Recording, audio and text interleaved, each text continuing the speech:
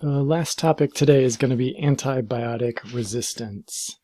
And a lot of people you could talk to think this is the biggest challenge in medicine.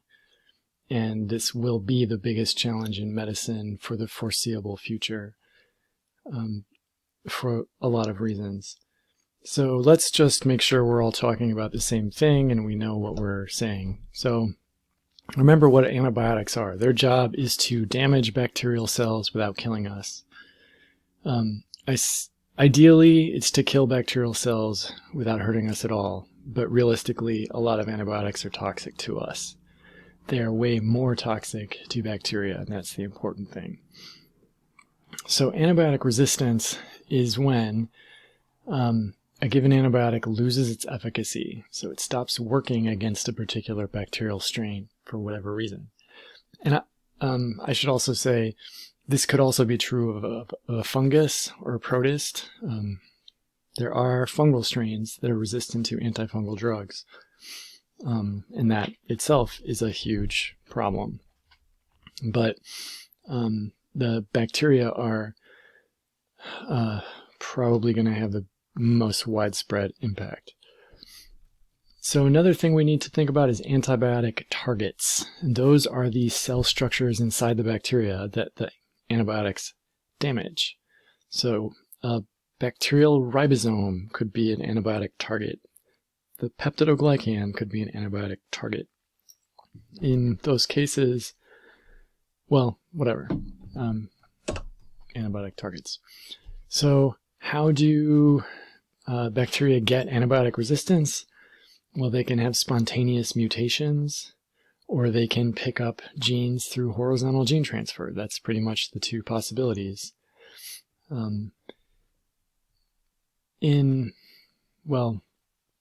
I guess we don't know where most antibiotic resistance comes from. We just know that the genes appear in a clinic somewhere, and they're spread from cell to cell to cell. So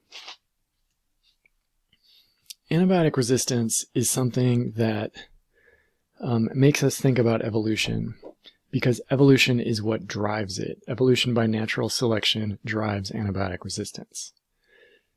We have large populations of microbes, and there's a good chance that in all the bacteria in a hospital, some of them have antibiotic resistance genes.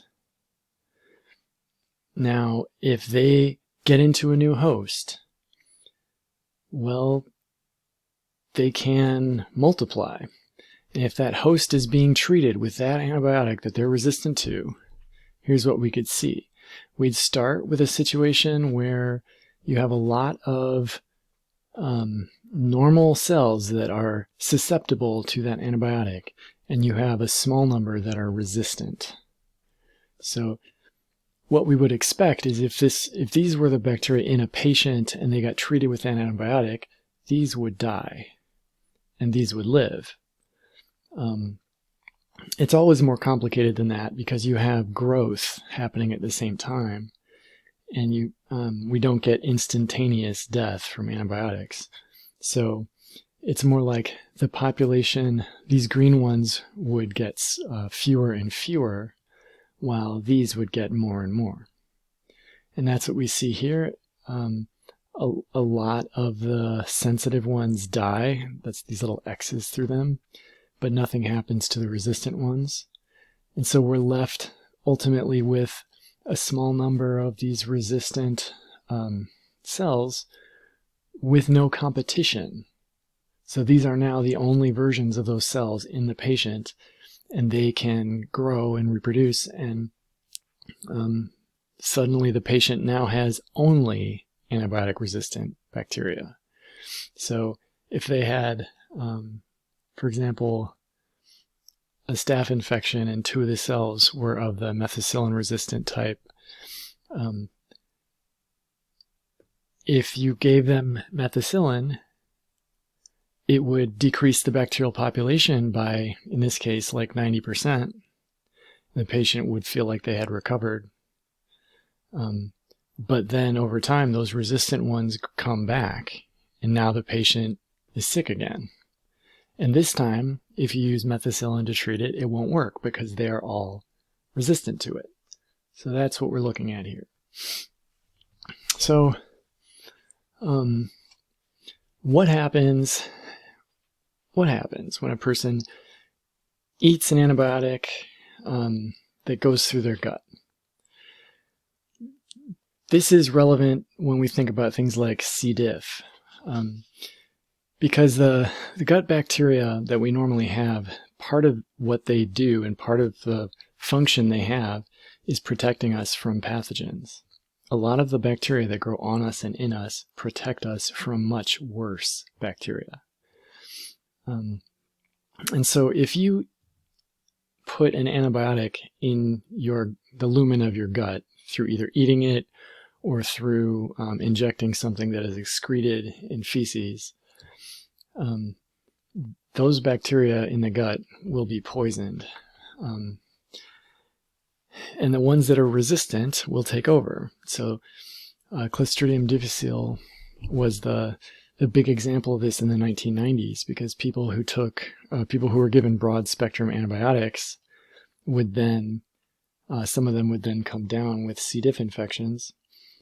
And the thing that was happening was C. diff was present in small amounts in their guts, and it was resistant to the broad spectrum antibiotics for whatever reason. It might have been in endospore form. And then when the majority of other bacterial cells in the gut were killed, these could grow and occupy a lot of space and use a lot of carbon and just replace them. So that's C. diff, Clostridium difficile. That's what it was called back then, and what I tend to call it. That's what it was called when I was in grad school. And since then, they've redone the phylogeny of a lot of the Clostridia, and these don't fit closely with Clostridium botulinum, Clostridium tetani, Clostridium perfringens. And so these got their own genus, Clostridioides. But if you say Clostridium, people know what you're talking about, and it's either one is fine. Yeah, so this says that.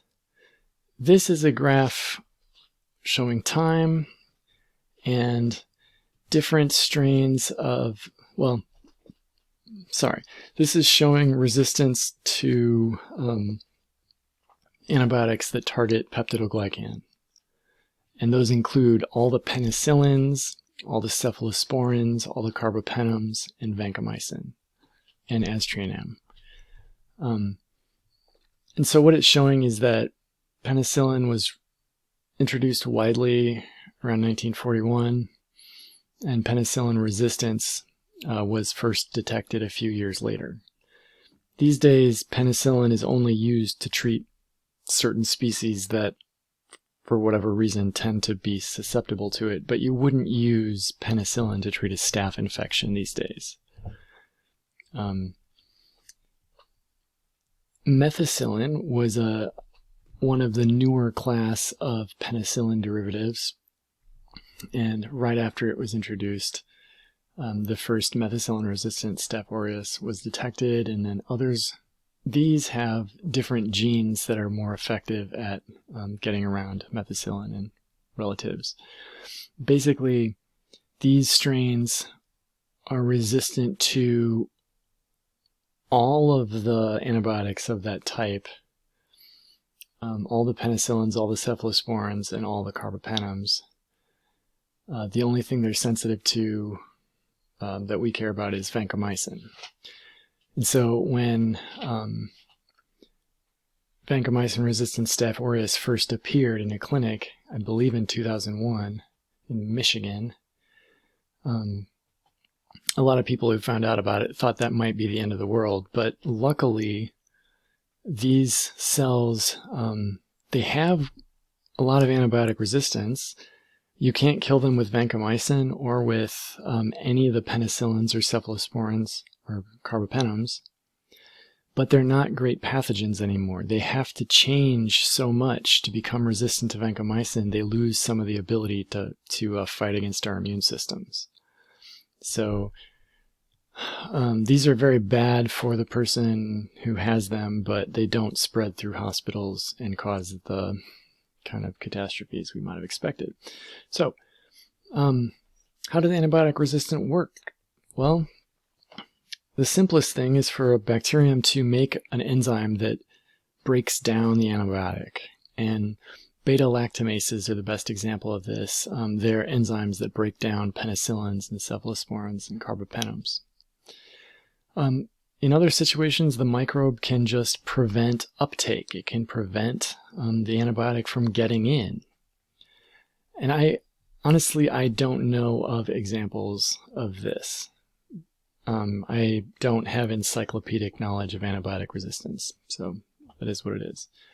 This was one that was freaking everybody out when I was in graduate school because so many bacteria had efflux pumps that just means they pump something out of the cell, and they were physically removing antibiotic molecules from the cell. Nobody knows why these exist. No one knows why these proteins that pump out antibiotics exist in nature, but now they're everywhere in hospitals. And so the example I had heard of was resistant to tetracyclines, like doxycycline. Tetracyclines are really important antibiotics because they can do things like get into human cells. And so if there are bacteria that are hiding inside our cells, you need to take something like doxycycline to get them. And so if those bacteria have an efflux pump that pumps out doxycycline, then you need to think of something else. And so lots of different bacterial strains have efflux pumps. And I'm not asking you to memorize this list, but if you've seen these before, now you know. And here are some diagrams from the textbook that kind of illustrate those three. And then the last two mechanisms would be changing the antibiotic target. So for example, bacteria can gain resistance to erythromycin by altering their ribosomes. And it turns out there are some ways they can alter their ribosome without damaging it, but it gives them erythromycin resistance. And something similar happens with vancomycin. Resistance to vancomycin comes from altered peptidoglycan. Sorry, so this is one of the slides somebody gave me, and that was incorrect, and now it is correct. So yeah, what happens with vancomycin is they have to alter the peptidoglycan structure to prevent vancomycin from binding. And then there are some antibiotics that target metabolic pathways. And specifically, we're thinking about the sulfa drugs, some of the earliest antibiotics. And they target a pathway involved in folic acid metabolism because they competitively inhibit para-aminobenzoic acid. They bind to it and prevent it from being used in metabolism. Well, some of these microbes, if they want to still use that metabolism even when these antibiotics are present, they make a lot more of the para-aminobenzoic acid to make sure that there's some that will get through that pathway. And here are some more things from the textbook to help you with that. So one of the most important things you can do is understand all this stuff. It's be able to know whether someone you're talking to is saying something right or not. It's to be able to make predictions about what will happen and to understand how the epidemiologists came to the predictions they are making. Epidemiologists know what they're talking about, and it's hard if we don't understand. It's hard to trust that they're telling us the right thing. So the more you know, the more you're going to understand public health. So understanding is one of the major things I want you all to do, and then the other is learning how to delay antibiotic resistance. We can't prevent it because natural selection pushes it so hard, but we can slow it down. And the best way is to limit the spread of antibiotic-resistant bacteria. So that is isolating patients who have antibiotic-resistant infections and doing hand washing and all the proper, not letting a physician who's wearing a necktie get anywhere near a patient is one thing, because neckties are an example of a great way to move bacteria from one patient to another. I don't think people are that dumb anymore, but that was a big problem. The thing is, if there's one cell that's antibiotic resistant, it's not a big deal. But if that one cell goes into a person who's being treated by that antibiotic, that cell will grow until there are 100 billion of them. Now there are 100 billion of them. So anytime you get an infection, what you're doing is growing huge quantities of some pathogen. And so if you can prevent a new person from getting infected, you are preventing that creation of that huge quantity of pathogens. So limit the spread. That's the main, most important thing you can do to delay antibiotic resistance. And then if we can limit the amount of antibiotics prescriptions we write, that's useful. So like if anybody ever has a cold and they want antibiotics for it, you can explain to them why that doesn't make any sense and not give them an antibiotic. And this is mostly a problem outside of the US, where in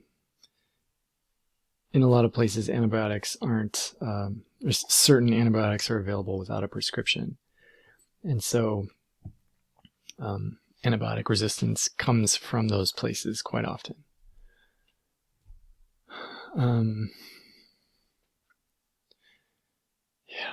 Yeah. Another thing is broad spectrum antibiotics. We like them because we can use them in emergencies. And there's always a temptation to use them because a broad spectrum antibiotic can help a patient faster than finding out what's growing in them and what it's sensitive to. But if we're willing to identify organisms and find their drug sensitivities, we can use narrow spectrum antibiotics and save the broad spectrum antibiotics for when we need them. And then another thing we run into is just like inappropriate use of antibiotics, so not finishing the course of antibiotics. If somebody doesn't finish all their antibiotics, there's a chance that they don't end the infection. And it's possible for bacteria that are on the edge of resistance to then come back and make that jump to being fully resistant. That's what we're really scared of there. Yeah. Here's just a list of some of the bacteria that infectious disease specialists think about the most in terms of antibiotic resistance. Any organism can gain resistance to antibiotics, but these are the ones that we see the most. If you read the book Clinical Microbiology Made Ridiculously Simple, the antibiotic sections are very long and intense, and part of what they get into is how to do things like treat Staphylococcus aureus, which tends to have so many antibiotic resistances, and how to treat Pseudomonas aeruginosa, which tends to have so many antibiotic resistances. Things like Klebsiella pneumoniae. This is one of the Enterobacteriaceae that can be resistant to essentially every antibiotic. And so this is what really scares the infectious disease specialist, is that they will see infections by this bacterium that they cannot treat. And that's happened several times. Other reasons, well, antibiotic resistance isn't the only reason we care about horizontal gene transfer. Pathogenicity islands are another, and that's where the genes that help an organism cause disease, so become a stronger pathogen, so nothing to do with antibiotics, but just like make them a more dangerous pathogen, often are shared through horizontal gene transfer. So the one I know best is the Vibrio cholerae toxins. There are Vibrio cholerae strains that won't cause cholera, but there are others that get infected with a bacteriophage that gives them the toxins that they can use to cause severe cholera. And so that's horizontal gene transfer coming from other bacteria. The last thing horizontal gene transfer does is it complicates phylogeny.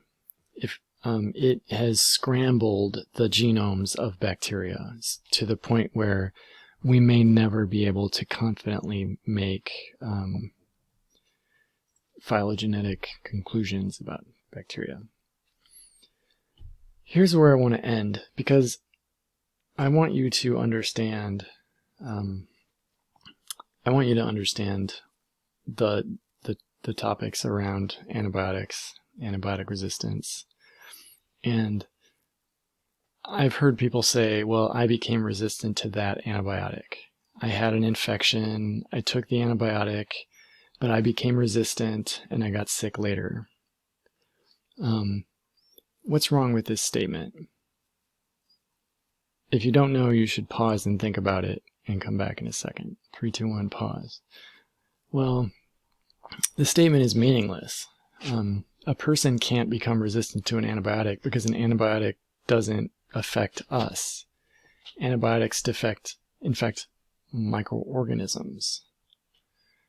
They damage microorganisms, not us. And so when somebody says this, what they're not really doing is thinking separately of the microorganism causing the disease. They're thinking of the signs and symptoms, but not really the microorganism.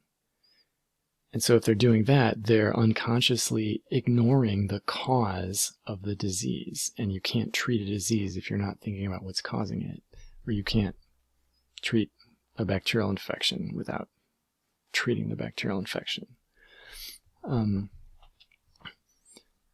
And so when we're not super familiar with things like microbiology, this makes sense, but these little distinctions are important. We want to be thinking about the microorganisms just as much as we're thinking about the signs and symptoms. And so if somebody talks this way around you, just know they're not thinking about it the right way. They are saying things that don't make sense. So don't ask them for medical advice, or if you do, make them prove that they know what they're talking about. So now you know, and that's enough for today. Have a good one.